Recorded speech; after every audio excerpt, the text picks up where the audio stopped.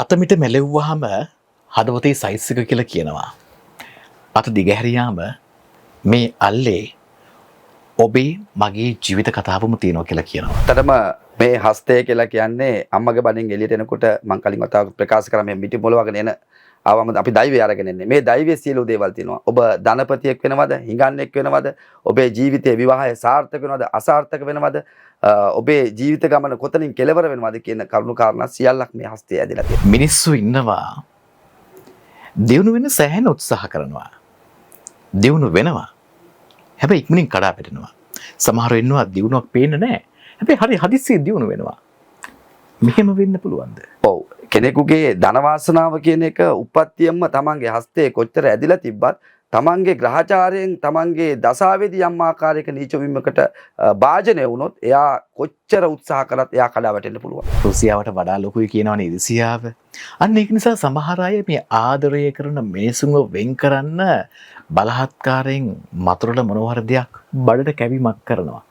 එහෙම කැවීමක් කරන දෙන්නෙක්ව වශී කර්මයක් කරලා එකතු කරන්න පුළුවන්ද කැවීමක් තියෙද්දි? ඔව් පැහැදිලිවම දෙන්නෙක් වෙන් කිරීමටත් මේ යන්ත්‍ර මන්ත්‍ර තන්ත්‍ර කියන මේ ගුරුකම් උපයෝග කරගෙන කැවීම්, පෙවීම්, පැන්නුම් ඔය කියන ඕනම ආකාරයකින් වෙන් කරන්න පුළුවන්. හැබැයි ඒ විදිහට වෙන් වෙච්ච දෙන්නෙක් නැවත එකතු කිරීමේදී ඒ සියලු බල බෙදින්න මේ ශාස්ත්‍රයට හැකියාවක් වෙනවා. ඒ වගේ මේ දෙන්න නැවත වතාවක් මේ ශාස්ත්‍රයම වශී කර්ම මාර්ගයෙන් එකතු කරන්නත් හැකියාවක් තියෙනවා. හැමෝම බය කරපු හැමෝම පීඩාවට පත් කරපු සෙනසුරු අවුරුදු 30කට පස්සේ මාරු වුණේ. දැන් මොනවා වෙයිද? ඔව් ඇත්තටම මේ සෙනසුරුගේ මාරුවත් එක්ක රටට ලෝකෙට අපේ විශේෂයෙන් මේ ලංකා භූමියට තිබ්බා පහුගිය කාලේ බොහොම කරදර ස්වභාවිකව විපත් බොහොමයක් තිබ්බා. හැබැයි මේ අපිට ලේ ගැලීම්, ජල ගැලීම් ඔය වගේ ගොඩාක් දේවල් වලට අපි මුහුණ පෑවා. මේ දේවල් වලින් මිනිස්සුන්ට ඇත්තටම ටිකක් ඉවත් වෙලා මිනිස්සුන්ගේ අතමිට සරු කරගන්න පුළුවන් සෞභාග්‍ය උදා වෙනවා මේ සෙනසුරු මාරුවත් එක්ක. විශේෂයෙන්ම වෘෂභ ලග්න හිමියන්ට විශේෂයෙන්ම කෝටිපති වාසනාව තමන්ට ධන ධාන්‍ය තමන්ගේ ලැබෙන වාසනාව මෙන්න මේ සෙනසුරු මාරුවත් එක්ක මේ වෙනකොට ඇති වෙලා තියෙනවා.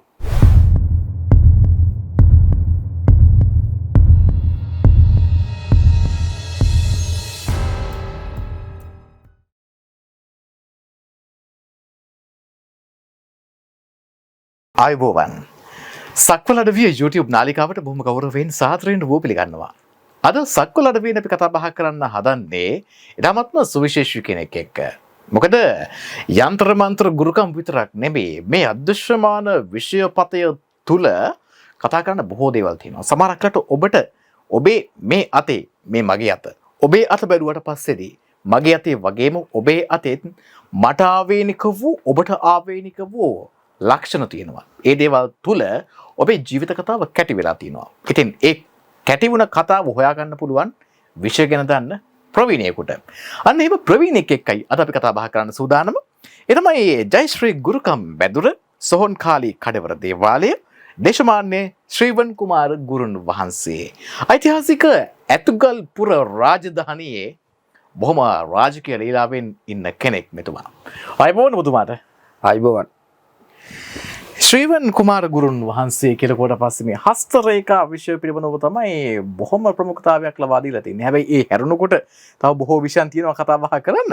අපි මුලින්ම කතා කරමු මේ හස්ත රේඛා විෂය තුල ඔබතුමා කොහොමද මේ කටයුතු කාරණා කරන්නේ? ඔව් හස්ත රේඛා පරීක්ෂාව පිළිබඳව චූටි හැඳින්වීමක් කරනවා ඔයගොල්ලන්ගේ නාලිකාවේ නරඹන්නන් සඳහා දැන ගැනීම පිණිස ඇත්තටම අපි මව් කුසෙන් ඕනෑම කෙනෙක් මේ එළියට උප්පත්තිය ලබනකොට මේ ලෝකෙට උප්පත්තිය ලබනකොට අපි මෙහෙම මිටි මොලවගෙන තමයි මේ අත් දෙක සෑම කෙනෙකු මේ ලෝකෙට උප්පත්තිය ලබන්නේ.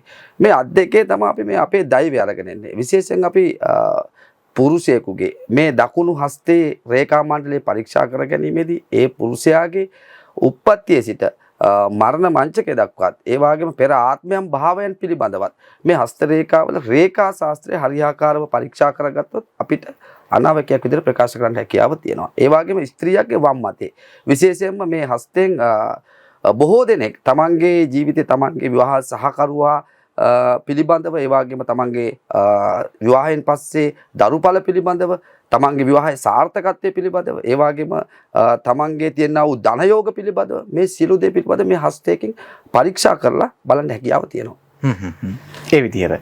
දැන් එතකොට මේ ඔබතුමා මේ කටයුතු කරනා කරද්දී කොහොමද මේ දේවල් වෙන්නේ? දැන් අතක් බලලා ඕනම කෙනෙක්ට ඕනම දෙයක් කියන්න පුළුවන්ද?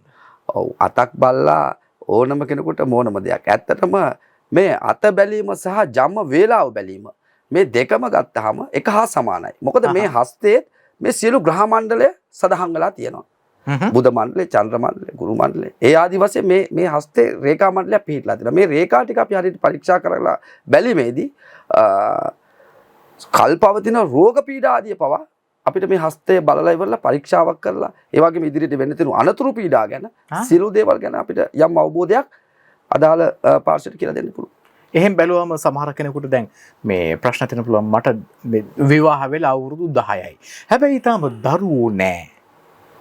දරුපල තියෙනවද? දරුපල නැද්ද? ඇයි දරුපල ප්‍රමාද? මේ වගේ හේතු කාරණා එහෙමත් දැන් මේ හස්ත රේඛාව වලින් බලන්න පුළුවන්කම තියෙනවද? ඔව් විශේෂයෙන්ම විවාහ රේඛාව පරීක්ෂා කිරීමේදී සහ දරුපල රේඛා පරීක්ෂා කිරීමේදී ඉන්න දරුවන් ප්‍රමාණය ඔබගේ හස්තයේ ඔබ පුරුෂයෙක් නම් ඔබ දකුණු අතේ මේ ඇඟිලි පහම සහ මේ මැණික් කටුව දක්වා විහිදෙන ප්‍රදේශයේ ඡායාරූපයක් සඳහන් කරලා එවුවොත් හෝ මා ඉදිරියට ඇවිල්ලා ඔබේ අත මේ විදිහට දික් කරලා මට දුන්නොත් මට මේ සියලු දේවල් කියන්න හැකියාවක් තියෙනවා. හැකියාවක් තියෙනවා. ඔව්. එතකොට ජ්‍යොතිෂ්‍ය සහ හස්තරේඛා විෂය වෙනස් වෙන්නේ කොහොමද? ඔව් මේ දෙකම ලෝක ප්‍රසිද්ධ සබ්ජෙක්ට් දෙකක්, විෂයන් දෙකක්. විශේෂයෙන්ම අපි හොරොස්කෝප් කියන ගත්තාම ජම්ම පත්‍රය කියලා ගත්තාම අපි උපම් වේලාවට අනුසටහන් කරගන්නවා. ඒ වගේම පාන් රීඩර් කියලා ගත්තාම අපි මේකේ හස්ත රේඛා පරීක්ෂා මේ දෙකම පුරාණ ඍෂිවරුන්ගෙන් පැවතෙන ශාස්ත්‍රයන් දෙකක්. මේ දෙකම හරියට ප්‍රගුණ කරපු කෙනෙකුට මේ දෙකම කියලා කියන්නේ එකම විෂය කාණ්ඩය ඇතුලේ තියෙන දෙයක්. මේ දෙකෙන්ම එකම දේවල් තමයි කියවෙන්නේ. දැන් අපි දන්නවා අපි හඳහන බැලුවාට පස්සේ ඉදිරියේදී යම් ආකාරයකට මම හිතමුකෝ අපි හිතමුකෝ දැන් මෙන්න මෙහෙම දෙයක්. තව එක්කෙනෙක් ඉන්නවා. එයා තව මාස 6කින් එයා මිය යන්න එයාට නියමිතයි එයාගේ හොරොස්කෝප් එකේ පෙන්නනවා. ඔව්.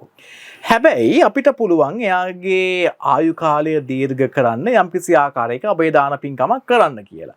දැන් මේ වගේ හස්ත රේඛාවෙත් මේක බලලා කියන්න පුළුවන්. අනිවාර්යයෙන්ම හස්ත රේඛාවේ සඳහන් වෙනවා හෘද රේඛාව, ශීර්ෂ රේඛාව, ජීවන රේඛාව. මේ ජීවන රේඛාව පරීක්ෂා කර ගැනීමෙන් අපිට කියන්න පුළුවන් මෙයාගේ ආයු කාලය මෙන්න මේ දක්වා පමණයි මෙයාගේ ආයු කාලය මේ හස්තය ඇදලා තියෙන්නේ කියලා බලන්න. හැබැයි ditta dhamma වේදනීය කර්මයන් පළ දෙනකොට දැන් අර විදිහට ආයු කාලය වැඩි වෙනවා නම් එතකොට හස්ත රේඛාවේදී ඒක පෙන්눔 කරනකොට මේ ආයි මේකෙදි මෙහෙම කරොත් මේක වැඩි වෙනවා කියලා. ඒක තමන් මේ ලෝකෙට උප්පත්ති ලැබු දවසේ ඉඳලා යම්කිසි ක්‍රියාවලියකට මුහුණ පාන්න සිද්ධ වෙනවා. ඒකත් එක්ක තමන්ගේ අතින් වෙන පව සහ පින මත යම් ආකාරයක දෝලන වීමක් සිද්ධ වෙන්න පුළුවන්. හැබැයි ඔබ මිය යන්නේ හදිසි අනතුරකින්ද ඔබ මිය යන්නේ සාමාන්‍ය ලෙඩක් රෝගයක් වැඩි වැළඳිලාද? ඔය කියන කරුණු කාරණා ටික අපිට හරියට කාලයත් එක්ක අපිට මේක ගණනය කරගන්න හැකියාවක් තියෙනවා. තියෙනවා. දැන් අපි හොරොස්කෝප් එක ගත්තොත් නැත්නම් මේ වේලපත් කඩේ හඳහන ගත්තොත් ඉන්නේ එහෙම මේ කේතු පිහිටන විදිහ අනුව මේ කෙනාට මෙන්න මේ කාල සීමාවේදී අමනුෂ්‍ය බලපෑමක් තියෙනවා. වාට යකෙක් ගහනවා. වාට කොඩි විනයක් කරන්න පුළුවන්. වාට හූනියමක් කරන්න පුළුවන් කියලා කියන්න පුළුවන්. ඔව්. පැහැදිලිද? ඔක හස්ත රේඛා විදියක කියන්න පුළුවන්ද? හස්ත රේඛාවක පරීක්ෂාවක් සිද්ධ කිරීමේදී ඒ අදාළ කෙනාට මේ මොහොත වෙනකොට යම් ආකාරයක ග්‍රහ දෝෂයක් වැඩි වැළඳිලා තියෙනවද? ඒ වගේම අමනුෂ්‍ය දෝෂයක් වැඩි වැළඳිලා තියෙනවද? එහෙම නැත්නම් කොඩි විනයක්, බන්ධනයක්, හූනියමක් වගේ දෙයක් වැඩි වැළඳිලා තියෙනවද කියන එක අපිට පරීක්ෂාවක් කරගන්න පුළුවන්. පුළුවන්. දැන් එහෙම කරලා තියෙනවා නම් බුදුමා මොකද කරන්නේ? ඔව්. ඒ වගේ දෙයක් ඇත්තටම සිද්ධ වෙලා තියෙනවා නම් අපි විශේෂයෙන්ම හස්ත රේඛාවලට අනුව තත්කාලයේ සොයාගෙන එයාගේ තියෙන සුබම නැකත සොයාගෙන එයාට අදාළ සෙත් සාන්ති කර්ම සිද්ධ කරන්න පුළුවන්. ඒ වගේම ජම්ම වේලාවට අනුව අපි තත්කාලයේ තෝරාගෙන නිවැරදි නැකතත් තෝරාගෙන සෙත් සාන්ති කර්ම කරන්න පුළුවන්. පුළුවන්කම තියෙනවා. දැන් අපි හිතමු යම් කිසි කෙනෙක්ට ඔන්න කොඩි විනයක් කරලා තියෙනවා. ඒ කෙනාට සුයිසයිඩ් කරගන්න හිතන විදිහට ඔන්න එයාට කොඩි විනයක් කරලා තියෙනවා. දැන් ඒ වගේ කෙනෙක් දැන් ඔබතුමා ළඟට ආවුත් ඉන්නේ එහෙම. ඔබතුමා එතකොට මොන වගේ ප්‍රතිකර්මයක්ද යට කරන්නේ? ඒ කියන්නේ ඒ කෙනාගේ කොඩි විනය කපනවද? අපිට යවනවද? එහෙම නැත්නම් ඒක සමනය කරලා ඒකේ බලපෑම අඩු කරනවද? මොනවද කරන්නේ? ඔව් විශේෂයෙන්ම සුයිසයිඩ් කියන මාතෘකාව ගැන මම කතා කරපු නිසා මම කියන්නේ මාතෘකාවක් ලංකාවේ මේක. ඇත්ත වශයෙන්ම අද ආදරය, විරහව, වේදනාව, පීඩාව ඉවසා ගන්න බැරි වුණාම අවසානයේදී ගොඩාක් දෙනෙක් ගන්න තීන්දුවක් තමයි මේ සුයිසයිඩ් කර ගැනීම. නිවැරදිම තීන්දුව නෙමෙයි ඒක. නෑ. ගොඩාක් දෙනෙක් තෝරා ගන්න දෙයක්. හැබැයි අපි ළඟටත් අනන්ත අප්‍රමාණ ලංකා භූමියේ විදේශගත දරුවෝ මේ ලනුව තියාගෙන බෙල්ලට වැලදා ගන්නවා මම මේ මහිතෙල් බෝතලේ තියාගෙන මේ වෙන වස විස අතේ තියාගෙන ජීවිතේ නැති කර ගන්නවා. ඔබතුමාගෙන් මේ ජීවිතේ නැති කරගන්න කලින් විනාඩියක් කතා කරන්න හිතුණා මං ගැන මට යම්කිසි පිළිතුරක් ඔබෙන් තියෙයිද කියලා දැනගන්න. එහෙම අපිට කතා කරපු බොහෝ දෙනෙක් අපි ජීවිත රැකගෙන තියෙනවා. ඇත්තටම ඒ වාගේ දේවල් වලින් ගලව ගන්න පුළුවන්. නරක දසාවකට පත්ලා ඉන්න අවස්ථාවකදී මානසික පීඩාව දුර වෙලා තියෙන අවස්ථාවකදී එයාගේ චිත්ත ශක්තිය යම් ආකාරයකින් මරණය කරා ගෙනියන්න ඉන්න අවස්ථාවකදී අපිට ඇත්තටම හැකියාවක් තියෙනවා. ඒ වාගේ දෙයකින් අපිට අපේ තියෙන උපදේශන මාලාව සහ ඒ වගේම මේ සෙත් සාන්ති කර්ම පැත්තට සම්බන්ධ වෙලා ඉවරලා එයාට ඒ අවස්ථාවෙන් ගැලවෙන්න හැකියාව තියෙනවා. එම ගලවපු අවස්ථා විශාල ප්‍රමාණයක් මගේ ජීවිතය තුළ අත්දැකීම් වශයෙන් තියෙනවා. කොහොමද ඒව ගලවන්නේ ඔබ? ඔව්. ඒකේ විශේෂයෙන්ම අපි ඒ අදාළ ආතුරේ අපිට කතා කරන් පස්සේ අපි විශේෂයෙන්ම එයාගේ මානසික මට්ටම තේරුම් ගන්න ඕන. මොකද අපි ඉස්සල්ලාම අපිට පුළුවන් පළවෙනි ප්‍රතිකාරය දැන් අපිට යම්කිසි තුවාලයක් වුණාම ගෙදර තියෙන ප්‍රථමාධාර කරනවා වගේම අපිට පළමු ප්‍රතිකාරය තමයි එයාගේ මනසට කතා කිරීම. එයා කවුද කියන එක අවබෝධ කර ගැනීම. එයාගේ තියෙන දුර්වල තැන් ටික අවබෝධ කර ගැනීම. ඒ දුර්වල තැන් ටිකට අදාළව අපේ උපදේශන මාලාව අපි ලබා දීලා ඉන්පස්සේ අපි ග්‍රහ මණ්ඩලයේදී යාට නීච වීමක් තියෙනවා නම් ඒ ග්‍රහ මණ්ඩලට අදාළ ඒ සෙත් සාන්ති කර්ම ටික කරලා ඉවරලා අපිට පුළුවන් එයාට ඇත්තටම ඒ මානසික මට්ටමේ ඒ ග්‍රහයාගේ තියෙන බලපෑම ඉවත් කරලා ඉවරලා ඒ පුද්ගලයාට තවත් ඉදිරියට ජීවත් වීම සඳහා ඉඩ අවකාශ හදලා දෙන්න. ඔව්. දැන් අපි හිතමුකෝ දැන් කෙනෙක් ඉන්නවා. දැන් ඔය කිව්ව විදිහට හිත ඇවුලක් තියෙනවා. හේතුව ප්‍රේම සම්බන්ධතාවය බිඳී යෑම. ඔව්. නැත්තම් තමන් ආදරය කරපු කෙනා තමන්ව දාලා ගිහිල්ලා. එහෙම නැත්තම් මේ ද්වේෂ සහගත විදියට හැර ගිහිල්ලා ඩිවෝස් එක ඉල්ලනවා. දැන් අන්න ඒ වගේ අවස්ථාවන් වලදී දැන් අපි මේ කතා කරගෙන ආවේ හස්තරේඛා සහ මේ හදහන් පරීක්ෂාව පිළිබඳවනේ. දැන් ඒක තුලින් හෙලිදරව් වෙලා තියෙනවා මෙන්න මේ හේතු නිසා තමයි මේක මේ වෙලා තියෙන්නේ කියලා. ඒ වගේ අවස්ථාවකදී කෙනෙකුට පුළුවන් නේ උතුමාට කියලා මේ යම් ආකාරයකට වශී කර්මයක් වගේ දෙයක් එහෙම කරගන්න. ඇත්තටම ඔබතුමාට අවශ්‍යතාවය තිබුණෙත් ඔන්න ඔය කියන වචන එළියට ගන්න. මේකේ රහස තමයි ඕක. මොකද කෙනෙක්ගේ ජීවිතයක් රැක ගැනීම සහ කෙනෙක්ගේ පෞල් ජීවිතයක් රැක ගැනීම, ඒ වගේම එයාගේ අනාගතය රැක ගැනීම වශී කර්මය කියන එක ඊටාම ප්‍රබල දෙයක්. මොකද අෂ්ට කර්මයේ තියනා වූ ප්‍රථම කර්මය හැටියට තමයි වශී කර්මය සඳහන් වෙලා තියෙන්නේ. ඒතර මේ වශී කර්මයෙන් අපිට හැකියාව තියෙනවා යම් විදියකට දේශ සහගත ලෙස හැර යාමක් හෝ සිත් බිදීමක් හෝ කැඩීමක් හෝ මොනවා හරි දෙයක් සිද්ධ වෙලා තියෙනවා නම් ඒ දෙන්නාට අදාළව නාම දෙකට අපිට පුළුවන් නාම වශීයක් සිද්ධ කරලා දෙන්න. ඒ වගේම රූප දෙකට අපිට හැකියාව තියෙනවා රූප වශීයක් සිද්ධ කරලා දෙන්න. ඒ වගේම තවත් තැන්වල තියෙනවා යම් ආකාරික ලිංගික දුබලතාවයන් වලට හේතුපාදක වෙලා ඉවරලා ඒ පෞල් ජීවිතය අවුල් වෙන තත්ත්වයට පත් වෙලා ඒ අවස්ථාවට අපිට පුළුවන් අපේ තියෙනා වූ නීච කුල කාම වශීය අපි එතෙන්ට ප්‍රයෝජනට අරගෙන ඒ දෙපළ හරියාකාර සාර්ථක යුග ජීවිතයක් ගත කරන තැනට පත් කළ දෙන්න පුළුවන්. මොකද මේක මට පාරම්පරික උරුමයක්. මේක පාරම්පරික උරුමයක් ශාලිය කුමාරී අශෝකමාලාව දක්වා ඉතිහාසයක් තියෙන මේ වශී කර්මය කියන දෙයට අපේ ඉතිහාසයක් තියෙනවා. ඒතර මේක පාරම්පරිකව මගේ මුතුන් මිත්තන්ගේ මට ලැබිලා තියෙන උරුමයක්. මේ උරුමය හරහා තමයි මම නාමයට නාමෙත් රූපෙට රූපෙත් කාමයට කාමෙත් කියනා වූ තුන් පැත්ත මහවුල වාලි නීච කුල දැහැම් මාලාවකින් වශී බන්ධනයක් කරලා දෙන්නේ. ඉතින් මේ අපි කතා කළේ වශී ගුරුකම් පිළිබඳව. වශී ගුරුකම් ගැන කතා කරනකොට මෙන්න මෙහෙම තැනක් තියෙනවා ගුරුතුමා. මම දැන් අර මං කලින් උතුමාගෙන් මේ හරි ටර්නින් පොයින්ට් එක ප්‍රශ්න කරනවා කෙනෙක්ට සුයිසයිඩ් කරගන්න පුළුවන් වෙන විදිහට මොකක් හරි බන්ධනයක් කරන්න පුළුවන්ද කියලා. ඔය මේ ප්‍රේම සම්බන්ධතාවවලදී සමහරක් වෙලාවට අපි හිතමු A සහ B කියලා දෙන්නෙක් ඉන්නවා කියලා. මේ දෙන්නගේ මාර ලව් එකක් තියෙනවා. ඔතන ඉන්නවා C කියලා කෙනෙක්. පුදුම ඉරිසියාවක් තියෙන්නේ අර B කියන කෙනාව ඒගෙන් කොහොම හරි ගලවගෙන තමන්ගේ පැත්තට නම්ම ගන්න. දැන් ඉතින් ඔය C කියන කෙනා ඔය මේ B කියන කෙනාට හාල් මැස්සෙක් හරි බිත්තරයක් හරි මොකක් හරි දෙයක් මතුරලා ජීවමක් කරලා දෙනවා අර A කියන කෙනාව එපා වෙන්න. දැන් A කියන කෙනා දන්නේ නැහැ මෙයාට ජීවමක් දීලා තමන්ව එපා කරවලා අර අරගෙන ගියා. නමුත් එයාට ඕනේ දැන් තමන්ව හැර ගිය කෙනාව වශී කර්මයක් කරලා තම ළඟට ගෙන්න ගන්නට. හැබැයි කොච්චර වශී කළත් පළක් දෙයිද අර වගේ මේ අර මතුරලා මේක මේ අර කැවීම පෙවීමක් කළාට පස්සේ. ඔව් එතකොට දැන් ඔතනදී වශීගුරුකම් කරන ක්‍රමවේද විශාල ප්‍රමාණයක් තියෙනවා. ඔව් එක ක්‍රමයක් ගැන තමයි ඔය මයිකින් ඇහුවේ ඉනාව කියන දේ සම්බන්ධව. ඒ කියන්නේ අපි කෙනෙකුට දෙයක් කැවීමක් පෙවීමක් කරනවා නම් ඒක ඉනා බන්ධනයක් හැටියට තමයි සඳහන් වෙන්නේ. මොකද අපිට ඕනෑම දෙයකට මල ප්‍රේත ආත්මයක් මල යක්ෂයක් බන්ධනය කරලෙවලා කැවීමක් පෙවීමක් සිද්ධ කරලෙවලා විරසක කිරීමක් කරන්න පුළුවන්. ඒ විදිහේ දෙයක් කරලා තියෙනවා නම් යම් කිසි කෙනෙකුට අපිට පුළුවන් ඒකේ තියෙන බල බිඳලා ඒක ඉවත් කිරීමක් කරලා ඒ දෙනම නැවත එකතු කරන්න. ඔයා කිව්වා වගේ පුළුවන්. කවලා පොවලා මිනිස්සු අපිට කඩන්නත් පුළුවන්, වේදනය කරන්නත් පුළුවන්, එකතු කරන්නත් පුළුවන්. දෙකම කර හැකියි. අපි අහලා තියෙනවා එහෙම දේවල් තියෙනකොට ඒක පිළිකාවකට එනවා කියලා. ඔව්. එතනදී අපිට පංචමල විශේෂයෙන් පංචමල භාවිතා කරලා අපි ඉනා බන්ධන කිරීම ඉතාම ප්‍රබලයි. ටක් ටක් ගන්නකොට ඕන දෙයක් කර හැකියි. එහෙනම් මොනවද පංචමල කියන්නේ? පංචමල කියලා ගත්තාම අපේ ශරීරයෙන් බැහැර කරන්නා වූ අපද්‍රව්‍ය. මේකට ලේ, මල, මුත්‍ර, සොටු, කෙල කියන සියලු වර්ග භාවිතා කරන්න පුළුවන්. හැබැයි මේ ටික අපි තටුවකට තියලා අදාළ පුද තියලා ජීවම් කරලා අපිට කවන්න පුළුවන්. හැබැයි ඒක කැවුවොත් ඒක අනිවාර්යයෙන්ම පිළිකාවක් බවට පත් වෙනවාමයි. ඊට අමතරව කෙස්, නියපොතු, හම්, ඊට පස්සේ තෙල් වර්ග මේ දේවල් කැවීම තුලුත් අපිට අර කියන කැන්සර් එකක් බවට පත් වෙන්න පුළුවන්. නමුත් මම සිද්ධ කරන වශී ගුරුකම් වලදී ඔය කියන කිසිම පංච මලවත් ඔය කියන ආකාරයේ කිසිම වසක් විසක් වෙන දෙයක්වත් අපි භාවිතා කරන්නේ නැහැ. අපි සාමාන්‍යයෙන් මේකේ තියෙනවා ඖෂධ වලින් වශී කරන්න පුළුවන් ක්‍රමවේදයක් තියෙනවා. අපිට පුළුවන් ඇපල් ගෙඩියට ජීවම් කරලා කවන්න පුළුවන්. ඒ වගේම පැන් රස කැවුම් ගෙඩියකට බූන්දි ටිකකට අපිට පුළුවන් ජීවම් කරලා සීනි ටිකකට ජීවම් කරලා කවන්න පුළුවන්. හැබැයි ඒ දෙයක් විස වෙන්නේ නැහැ. ඒත් එක්කම ලේ සහ දහඩිය මේ දෙකක් විස වෙන්නේ නැහැ. මේ දෙක විස වෙන්නේ නැහැ. ලේ සහ දහඩිය කෙනෙකුට කැවුණා කියලා ඒක විසක් වෙන්නේ නැහැ.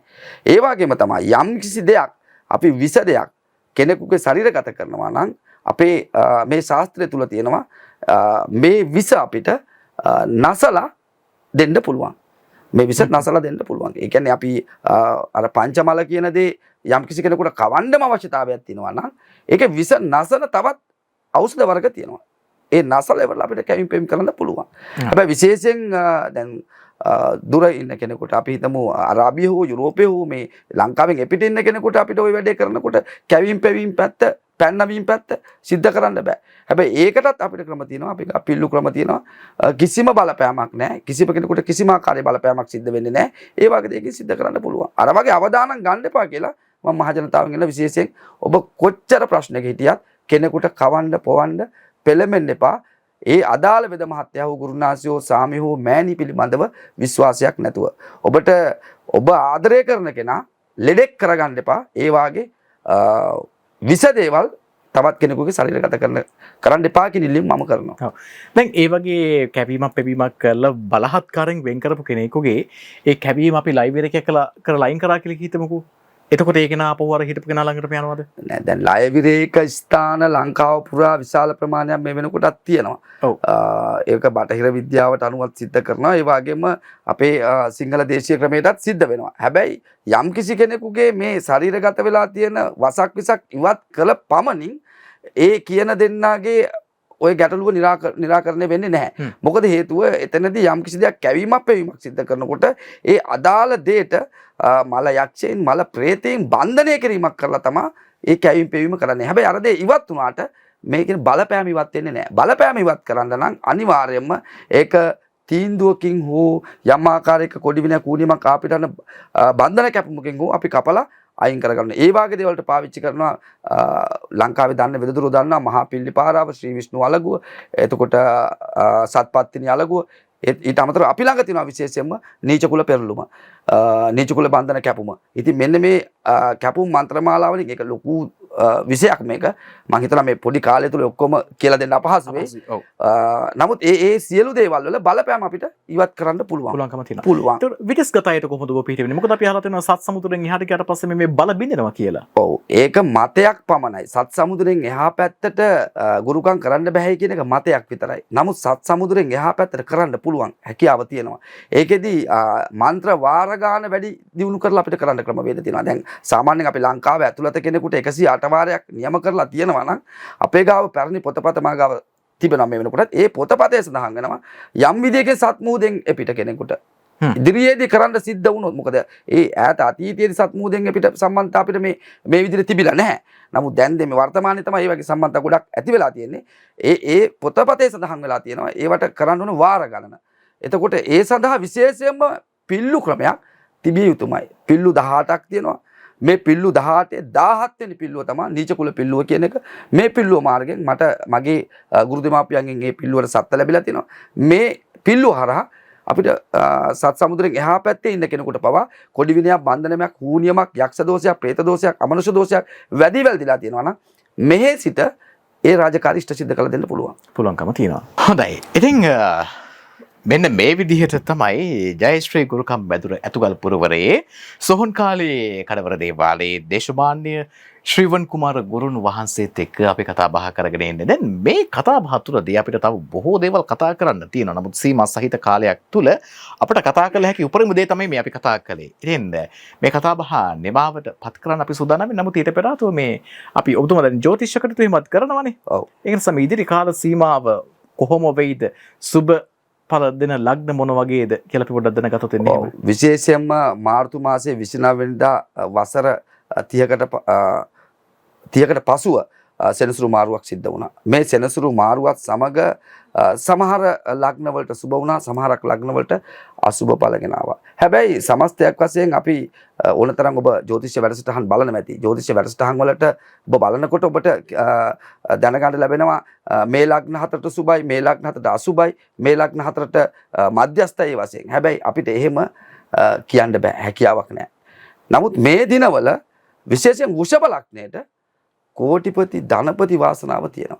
එක පැත්තක්. අනිත් එක තමයි වෘෂභ ලග්නයෙන් උප්පත්තිය ලැබපු කෙනෙක් අඩු වයසෙන් ප්‍රේම සම්බන්ධතාවලට ඉක්මනින් පෙළඹෙනවා. වෘෂභ ලග්නයෙන් උප්පත්ති ලැබලා තියෙන කෙනෙක්. එතකොට දෙමව්පියන්ට සිද්ධ වෙනවා පාසල් වයසේ ඉන්න විශේෂයෙන් වෘෂභ ලග්නයේ ඉන්න දරුවන් පරිස්සම් කරගන්න සිද්ධ වෙනවා. අනිත් පැත්තෙන් දෙමාපියන්ට වෘෂභ ලග්නයෙන් උප්පත්තිය ලැබලා තිනවා නම් තමන්ගේ වාසනාවන්ත කාලය මේ කාල සීමාවෙකට උදා වෙලා තියෙනවා. කෝටිපති ධන වාසනාව තමන්ට ළඟා කරගන්න හැකියාව තියෙනවා. හැබැයි ඔය හැම දෙයකම ලබන දසාවත් ගෙවෙන දසාවත් අපිට අනිවාර්යයෙන්ම පරීක්ෂාවක් කරලා බලන්න වෙනවා. මොකද පොදුවේ අපි මේ යම්කිසි පලාපලයක් නිකුත් කළ පමණින් මේ පලාපලය සියලු දෙනාටම පොදුවේ මේ බලපෑමක් ඇති වෙන්නේ නැහැ.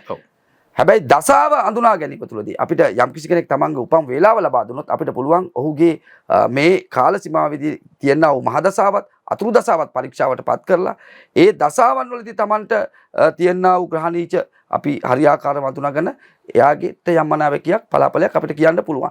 නැත්නම් පොදුවේ අපි ඔය වැඩසටහන ඕන තරම් ඔබ නරඹනවා. වැඩසටහනම කියනවා මේ හතරට හොඳයි මේ හතරට හොඳ නැහැ. හැබැයි ගොඩක් දෙනෙක් අපිට කතා කරලා කියන දෙයක් තමයි අපිට නම් සුබ නැහැ. අපිට නම් නැහැ. ඉතින් අපි කෝටිපතිය උනේ නැහැ. අපිට මේ ධන වාසනාව නැහැ කියලා. හැබැයි මේ සෑම දෙනාගේම හස්ත රේඛා පරීක්ෂා කර ගැනීමේදීත් ඒ සෑම කෙනාගේදීම ග්‍රහ දසාව පරීක්ෂා කර ගැනීමේදීත් එයාට ඇත්තටම මොකද වෙලා තියෙන්නේ කියන කරුණු කාරණා හොයලා බලන්න හැකියාව තියෙනවා. ඒක නිසා මම කියන්නේ විශේෂයෙන්ම වැඩසටහන ආරම්භනකොට ඔබ අර පොදුවේ දෙන පලාපලය විශ්වාස කරන ගමන්ම පෞද්ගලිකව ඔබේ ජන්මපත්‍රය පරීක්ෂා කරලා ඔබේ දසාව පරීක්ෂා කරලා මේ මොහොත හොඳද නැද්ද කියන එක පරීක්ෂා කරලා බලන්න. හොඳයි. ඉතින් ඔන්න ඒ විදිහට ඔබේ ලග්නයට මේ එන බලපෑම ගැන අපි කතා බහ කරා. ඉතින් මේ කතා බහ මෙතනින් නිමවට පත් කරන්න සූදානම් වෙන්නේ. ඇතුකල් පුරවරයේ දේශමාන්‍ය ශ්‍රීනුවන් කුමාර ගුරුන් වහන්සේ ජයශ්‍රී ගුරුකම් බැදුර සොහොන් කාලේ කඩවර දේවාලය ඔබට සම්බන්ධ කරගන්න පුළුවන්. තිරිය සඳහන් වෙන දුරකථන අංකයට කතා කිරීම තුලින් කතා කරලා ඔබේ කටයුතු හස්ත රේඛා ජ්‍යොතිෂ කටයුතු ඒ වගේම යන්ත්‍ර මාන්ත්‍ර තන්ත්‍ර මේ ගුරුකම් කර්මාන්ත ක්ෂේත්‍රය තුල බොහෝ දේවල් කරගන්න පුළුවන්. විශේෂයෙන් විදේශගත වෙලා ඉන්න අයට ඔබට ඕන විදිහකට කටයුතු කරගන්න පුළුවන්කම තියෙනවා. ඉතින් විෂය පිළිබඳව ප්‍රවීණ විශාරද දැනුමක් තියෙන කෙනෙක් එතුමත් එක්ක ආයෙත් දවසක කතා කරන බලාපොරොත්තු වෙන අදට සමුගන්නවා. ගිහිල්ලා නම් ඔබතුමාට ආයුෂ බොහෝ වේවා. තෙරුවන් සරණයි. අයිබෝන්. ඔබට ආයුෂ බොහෝ වේවා. අපි ගිහිල්ලා නම් ආයෙත් හම්බ වෙමු.